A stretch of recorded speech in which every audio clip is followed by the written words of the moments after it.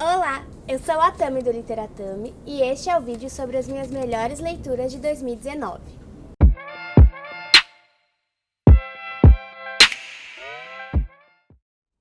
2020, mais um ano que começa, mais uma vez chegamos àquele momento difícil de selecionar as melhores leituras que fizemos no ano anterior. Decidi mudar um pouco os ares, mudar um pouco o cenário aqui, que tá um calorzão, um dia bonito, vim aqui pro quintal de casa para falar para vocês quais foram as minhas 15 melhores leituras de 2019, desconsiderando os livros nacionais contemporâneos. Por quê? Porque eles terão uma seleção exclusiva para eles, e não por não serem bons o suficiente, muito pelo contrário, mas porque eles têm várias particularidades e qualidades que eu gostaria de destacar e de respeitar. E além disso, eu também li muitos livros nacionais contemporâneos, então se eu fosse listá-los junto desses daqui, eu teria que deixar alguns de fora, então eu preferi fazer desse modo, assim como eu fiz no ano passado e deu bem certo. Qual foi o critério que eu usei para fazer essa seleção de 15 livros? Eu simplesmente selecionei os 15 livros que mais me marcaram, me impressionaram pelas suas formas e pelas suas premissas. São livros que eu já indiquei, que eu continuaria indicando para vários tipos de leitores. E neste vídeo eu vou falar menos sobre as sinopses deles e mais sobre aquilo que eles me fizeram sentir. Então, se você quiser saber mais especificamente sobre o enredo de cada livro ou uma crítica mais elaborada, eu vou deixar aí para vocês os links dos livros que eu já resenhei para as resenhas destes livros que já foram resenhados. Aliás, a maioria deles já tem resenha aqui no Literatami e os pouquinhos que não tem logo terão. E a ordem que eu for falando não tem a ver com uma ordem de preferência, mas sim com a ordem em que eles foram lidos no ano mesmo, assim fica mais fácil pra mim, pra não ter que escolher um favorito absoluto, certo? Então vamos lá? O primeiro livro é A Velocidade da Luz, do Javier Cercas. Este foi o primeiro livro enviado aos associados da TAG em 2019 e eu já tinha muita vontade de conhecer o Cercas, mas fiquei ainda mais empolgada quando eu vi que quem estava indicando era o Carrascosa, que é um autor brasileiro que já apareceu aqui várias vezes, porque ele é um dos meus autores favoritos. Então isso me deixou assim duplamente empolgada para essa leitura, e mesmo estando empolgada, eu não podia imaginar que eu fosse gostar tanto dela como eu gostei. Esse livro é um romance que oferece pra gente uma sensação de deslumbramento diante da estrutura narrativa que é difícil de encontrar em outras leituras. E na resenha que eu fiz sobre ele, eu falei e continuo defendendo que ele é não só um romance, mas ao mesmo tempo um estudo do romance. Eu acho que essa é uma excelente indicação para quem acredita, assim como eu, que como contar uma história pode ser ainda mais importante do que a história em si. O segundo livro é A Vegetariana, da Han Kang. A Han Kang é uma autora sul-coreana e eu admito que eu hesitei bastante em colocar esse livro aqui nessa lista porque eu não me apaixonei por ele. Mas muito embora eu não tenha me apaixonado por ele, eu sempre considero muito injustas as alegações de que ele não é um livro bom. E eu vejo vira e mexe por aí esse tipo de comentário. Então eu quis colocá-lo aqui como uma defesa, porque eu considero esse livro muito bom. Eu acho que foi justamente essa hesitação que me levou a colocá-lo aqui, e é uma hesitação muito particular que ele causa na gente. Pra mim, esse livro é um retrato em 3 atos da desumanização de uma mulher que, por ser constantemente oprimida dentro de casa e dentro da sociedade em que ela vive, acaba liberando, através do seu corpo, alguma coisa de surreal pra resistir a essa vida encarceradora. É uma experiência de leitura muito perturbadora, muito reflexiva, e eu gravei um vídeo sobre ele, também escrevi um texto pra ele aqui no Literatami, e foi uma das resenhas que eu mais gostei de fazer. Crônica da Casa Assassinada, do Lúcio Cardoso, um autor brasileiro que escreveu este romance que eu e muitas outras pessoas consideram um dos mais importantes romances da nossa literatura. Esse livro me maravilhou de tal modo que até hoje, eu li assim no início do ano passado, até hoje eu não consegui parar para organizar as minhas impressões sobre ele. Este é um romance extenso, é um super calhamaço, que conta a história de uma família burguesa tradicional brasileira que está em decadência, e não por algum inimigo externo, mas pelos próprios alicerces que vão ruindo, né? Vão ficando insustentáveis. Essa decadência vem em contraponto ao esqueleto impecável deste livro. Dificilmente você vai ler um romance tão bem estruturado quanto esse daqui. Eu considero este um livro essencial da nossa literatura, onde o Lúcio Cardoso captura um retrato muito apaixonado e muito doído das inconsistências humanas, dos perigos do desejo e dos perigos de recalcar esse desejo. E ele vai destacar aqui, naturalmente, as especificidades da formação mineira desses personagens. O Lúcio Cardoso foi um autor mineiro e cuja formação como homem de Minas acabou atuando muito sobre o seu destino. Eu acho assim esse livro simplesmente fascinante e ele tem várias revelações que nos dão vontade de voltar a lê-lo imediatamente assim que a gente termina a primeira leitura.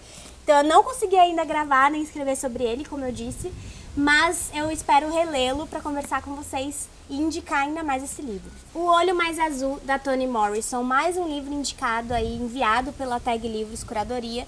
E esse é um livro que eu considero um radical, no sentido assim, primeiro da palavra, porque ele vai submergir a raiz dos problemas de ordem estrutural, problemas tão arraigados que vão tornar todo um solo completamente improdutivo. Ele vai partir da história de uma garotinha negra que deseja ter olhos azuis para assim, quem sabe, ser amada e considerada bonita, para cavar todo esse terreno contaminado e assim, quem sabe, garantir que ele possa voltar a florescer para todas as flores igualmente. Eu gravei um vídeo sobre ele e já tá aqui no canal. As Coisas que Perdemos no Fogo, da Mariana Enríquez, um livro de contos dessa autora contemporânea argentina, que me surpreendeu enormemente. A gente sabe que a tradição contística argentina é uma referência no mundo todo e por isso, ao mesmo tempo que a gente espera muito desses contos, é fácil se decepcionar em relação a eles, né? Quando a gente tem grandes referências e aí a gente pega alguma coisa que considera que pode ser parecido com aquela nossa idealização e acaba não sendo. Isso não acontece com a Mariana Enríquez, pelo contrário. Ela tem aqui e ali alguma correspondência com o caráter fantástico dos contos de alguns dos maiores autores argentinos.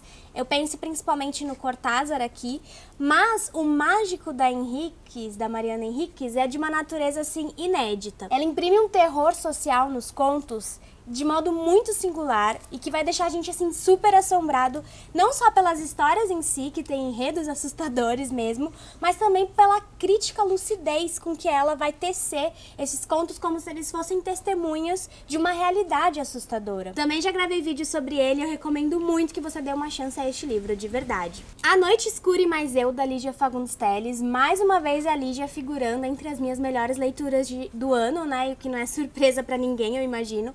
E eu sei que a Lígia ainda é uma autora que está viva, né? Então ela é contemporânea a nós, mas o seu livro não é. Ela faz tempo que ela deixou de escrever, então eu coloquei ela aqui e não no vídeo de literatura contemporânea. Mas de todo modo, eu considero esse daqui o melhor livro de contos da Lígia. A gente pode dizer que é o último livro de contos dela, porque os próximos livros que ela escreveu de textos curtos são considerados ficção memorialística. E aqui nesse livro tem alguns dos textos que ela escreve com maior consciência do seu potencial literário, né? Ela já tá com a sua carreira ali consolidada, já tem bastante experiência e bastante consciência do que ela é capaz de fazer na literatura. Ela tá em pleno domínio das suas próprias técnicas, dos seus próprios temas. E como consequência disso, ela também tem uma liberdade maior, mais segurança, o que nos deixa também mais seguros, embora nunca acomodados, para adentrar esses labirintos contísticos aqui. E a gente que lê a Lígia, né, esse livro da Lígia, depois de ter lido todos os outros anteriores, ganha uma satisfação exclusiva, porque a gente reconhece em muitos contos a renovação do pacto literário que ela propõe, né? Esse pacto que ela sempre renova nos seus contos, nos seus textos, enfim.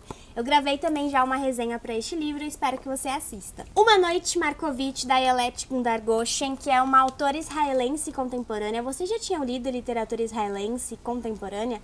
Foi a primeira vez que eu me aventurei por esse terreno e eu amei, eu não podia ter me encantado mais. Esse é um romanção também, ele é bem longuinho, mas ele é delicioso, ele é super sinestésico, ele é repleto de imagens incomuns e imagens permanentes, sabe? Eu acho que ele é, acima de tudo, um livro sobre o potencial da paixão. E a Ayelet escreve de um jeito meio inocente, bastante colorido e perverso, tudo de uma só vez, sabe? Então a gente fica super entretido tanto pelo enredo quanto por esse estilo narrativo tão singular da autora. Ela vai explorar aqui bastante da complexidade da personalidade humana, que não se contenta com aquela dicotomia entre o bem e o mal, né? E ela traz ao foco do seu quadro narrativo a vida de pessoas comuns em meio a grandes eventos como a guerra. É uma leitura maravilhosa, também gravei vídeo pra ele no canal, e assim que eu terminei de lê-lo, eu já sabia que ele estaria nesse vídeo aqui. Uma Mulher Perdida, da Willa Cather. Esse é um livro que faz a gente pensar em quem sofre mais com a expectativa. Aquele que nutre a expectativa ou o objeto que inspira essa expectativa. E quando esse objeto se trata de uma pessoa, mais especificamente de uma mulher, como você age sendo fruto de uma idealização de alguém? Neste livro, a Willa Cather, que é uma autora recomendadíssima pelo Fitzgerald, pelo Truman Capote, vai construir um excelente estudo da performance feminina e das suas reverberações, sem aquele típico caráter fatalista que a gente costuma ver por aí, que contribui à noção de que a mulher precisa sempre se sujeitar aos desejos alheios para evitar o sofrimento, né? Eu acho essa edição espetacular, é a edição de inauguração da editora Ponto Edita, que já chegando. E nela a gente tem não apenas o romance, também não só um pós-fácil excelente do Mark Robson, mas também tem alguns textos extras da Willa Cather, como por exemplo a correspondência dela com Fitzgerald, mas o que realmente me encantou foi o texto que a Willa Cather escreveu, um texto não ficcional sobre a arte da ficção, que é absolutamente encantador, sabe? Eu acho que esse texto complementa tanto a leitura que faz com que a gente fique fatalmente apaixonado por essa autora. Também já gravei vídeo pra ele. Dias Úteis, da Patrícia Portela. Eu tive uma experiência muito louca com esse livro, porque eu recebi da Dublinense o PDF dele, então eu li no Kindle, antes que o livro fosse publicado, porque eu ia entrevistar a autora, que é uma autora portuguesa que estaria aqui no Brasil. No final, acabei não conseguindo entrevistá-la, por culpa minha mesmo, mas assim que eu recebi, eu já comecei imediatamente a ler o livro, né? E a formatação tava meio esquisita no Kindle. O texto da Patrícia Portela é um texto nada convencional em termos de forma. Eu tava lendo em pé no metrô, lotado de gente, mas há muito tempo eu não tinha uma experiência tão divertida com as estranhezas de um livro. Esse livro, a Portela vai dedicar um texto independente do outro para cada dia da semana e vai explorar todo o absurdo que pode caber nas nossas vivências cotidianas e também na linguagem que reconta essas experiências. Eu ainda não pude escrever nem falar sobre esse livro, mas agora que eu tenho um exemplar físico, eu mal posso esperar para reler, para finalmente poder preparar alguma coisa sobre ele. Quem sabe eu gostaria muito de ter a oportunidade novamente de entrevistar a Patrícia Portela, trazê-la aqui para o Literatame, mas enfim, é um livro super recomendado, principalmente se você quer inovar nas suas leituras. As Alegrias da Maternidade, da Bucha Mecheta. Mais um livro da editora Dublinense. Há muito tempo eu não me deparava com uma leitura tão empaticamente poderosa como essa daqui. A autora Bucha Mecheta, que é uma autora nigeriana, aqui nesse livro vai nos trazer uma protagonista chamada Nhuego, que tem a vida resumida na maternidade. Então tudo que ela tem é ser mãe. Então ela vai fazer a gente encarar aqui de frente e por dentro os moldes de uma sociedade patriarcal que reserva às mulheres a condição de mãe ou nada mais. Esse livro me desafiou a não ultrapassar também os limites que a gente sente entre a indignação e o respeito por uma cultura diferente. Me ensinou também a cultivar a paciência e a sensibilidade que são necessárias pra gente entender que a gente não pode esperar do outro uma atitude que seria a nossa, sabe? Principalmente quando a gente tá falando de um mundo culturalmente tão diferente do nosso. Então esse livro me deixou também com muita raiva das injustiças do mundo, bastante chateada pelo modo com que as mulheres parecem estar sempre sujeitas a ser as mais prejudicadas em qualquer situação. Mas foi um livro que me fez pensar, e eu acho que isso é o mais importante, eu acho que isso é um presente, na verdade, assim, essa possibilidade de pensar no outro antes de pensar em si.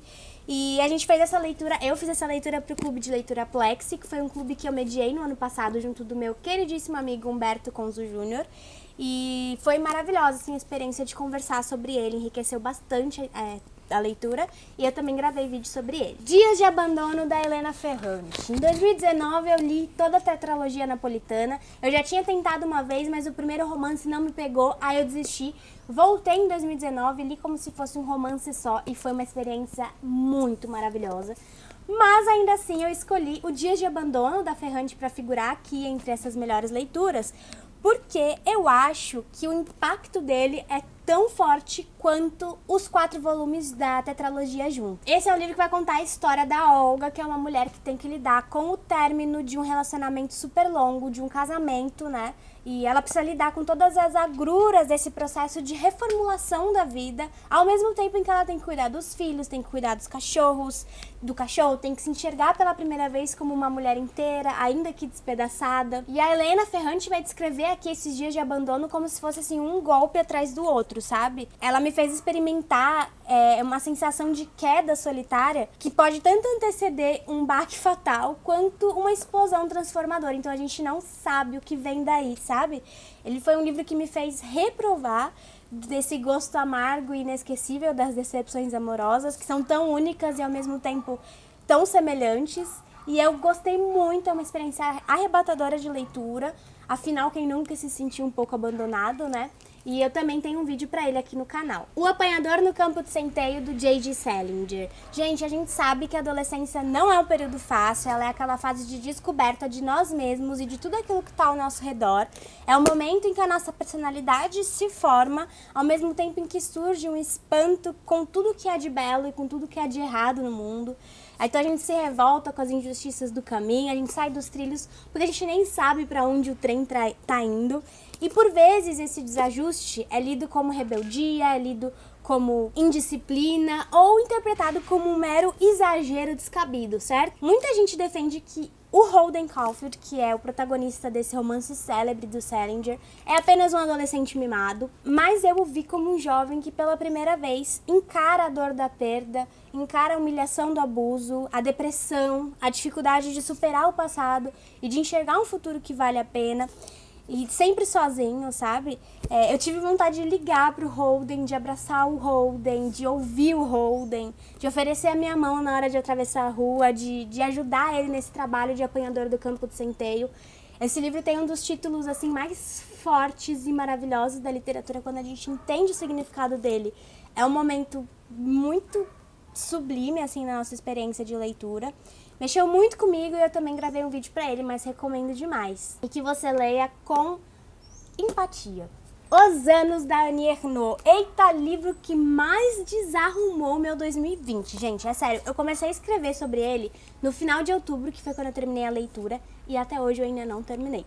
Mas pra piorar isso tudo, ele ainda brecou todas as minhas outras resenhas. Eu não consegui escrever sobre mais nada enquanto eu tô escrevendo sobre ele, enquanto eu estou, né? Então vocês imaginem como é que tá o negócio. Mas ainda assim, ou talvez justamente por isso, esse foi um livro que, assim, eu tinha certeza que entraria na minha lista de melhores leituras.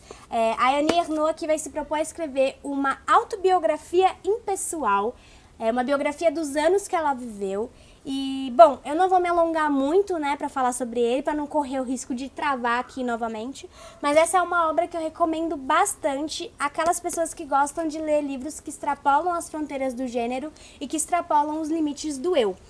Eu acho esse livro, assim, desconcertante e maravilhoso. Os Fantasmas Inquilinos, do Daniel Jonas, é o único livro de poesia que vai aparecer aqui nessa lista, porque foi o único livro de poesia estrangeira que eu li em 2019. Eu li bastante poesia brasileira, mas estrangeira foi só esse aqui mesmo. E valeu por todos que eu poderia ter lido, de verdade, assim. Esse livro traz uns poemas que vão cutucar o eu adormecido da gente, que fica abafado pelo nosso eu aparente, nosso eu performático. Esses poemas vão manifestar o duplo que existe em todos nós, em cada individualidade, né? E o Daniel Jonas, ele tem uma coisa muito bacana na escrita dele, que é uma união de moldes clássicos e abordagens modernas, que eu acho que é assim o cerne da originalidade desse poeta tradutor, que tanto entende então das teorias poéticas quanto dos desassossegos humanos. Então esses Fantasmas Inquilinos realmente me assombraram de um modo bastante surpreendente.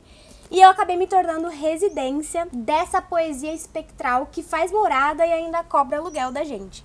Eu tive a oportunidade de conversar com o Daniel quando ele esteve aqui no Brasil. Ele foi um dos jurados do Prêmio Oceanos. E o resultado da nossa conversa você pode assistir aqui no canal. E por fim, mas definitivamente não menos importante, A Náusea, do Jean-Paul Sartre. Eu fiz literatura francesa na faculdade, né? Eu sou formada em letras português e francês, então foram 4 anos estudando a língua e a literatura francesa e eu ainda não tinha lido Sartre. E toda vez eu tenho uma coisa assim meio engraçada com ele, porque sempre que eu vou a uma biblioteca ou a um sebo ou uma livraria, o Ser e o Nada me chama, ele se destaca entre todos os milhares de livros e me chama, mas eu sempre tive muito medo, admito. Porque eu acho que eu vou mudar muito depois de ler esse livro. É um livro assim que eu tenho certeza que vai me impactar bastante. Então eu decidi começar a ler o Sartre por uma coisa mais leve, até assim, literalmente, porque esse livro é bem mais fininho do que o Ser e o Nada, o tijolão. E aí eu comecei pelo primeiro romance do Sartre, né, o escrito ficcional dele, que é A Náusea. Que livro espetacular! Ele é um mergulho assim muito profundo e muito seguro na obra do Sartre. E ele é escrito em forma de diário, então tem um protagonista que vai escrevendo ali quase todos os dias e ele parece, gente, que tá sempre chapado de alguma droga, que vai potencializar a lucidez e os efeitos do real sobre ele. Então ele olha as coisas assim muito nitidamente. Então ele acabou me levando também a prestar mais atenção nas coisas ao meu redor, nas coisas que estão ali todos os dias, mas que a gente se acostuma a ver, então deixa de ver. E a parte mais divertida disso tudo é que eu terminei essa leitura no céu. Eu tava fazendo uma viagem de avião e aí eu terminei de ler, fechei o livro, olhei pela janelinha, aquele mundo imenso e tão pequenininho, e eu me senti a maior das existencialistas. Ainda não tem vídeo pra ele aqui no canal, mas haverá em breve. Então, essa foi a minha seleção de melhores leituras de 2019. Eu particularmente, a gente nunca tá satisfeito, né? Mas eu particularmente senti que faltou um pouco de não ficção. Eu acho que também faltaram editoras independentes e autores negros também. E também mais poesia, é claro. E eu não acho que eu deva nada pra ninguém, mas é assim, eu particularmente, eu enquanto sujeito, gosto de prezar pela diversidade daquilo que me alimenta, especialmente no que diz respeito à arte, né, à literatura. Então, quanto mais a gente experimenta do novo, mais a gente cresce. Por isso, a minha única meta de leitura para 2020 é diversificar ainda mais as minhas leituras. Mas, tirando isso, 2019 foi um ano de leituras excelentes. Foi muito difícil escolher esses livros aqui. E eu te agradeço muito se você acompanhou este ano no Literatame. Eu até preparei uma retrospectiva aí do ano, caso você queira assistir, para relembrar comigo alguns dos momentos que a gente viveu juntos. Eu espero que em 2020 a gente continue aí compartilhando as nossas experiências literárias, defendendo a literatura como uma ferramenta revolucionária e como arte do encontro, certo? Então, por favor, comenta aí embaixo quais foram as suas melhores leituras de 2019, que eu adoro pegar indicações, e também porque eu quero saber se você leu algum livro que eu li também, certo? Então é isso, muito obrigada por ter assistido ao vídeo até aqui. Se você gostou, não se esqueça de curtir, acompanhe o Literatame nas outras redes sociais e eu vejo você no próximo vídeo. Tchau, tchau!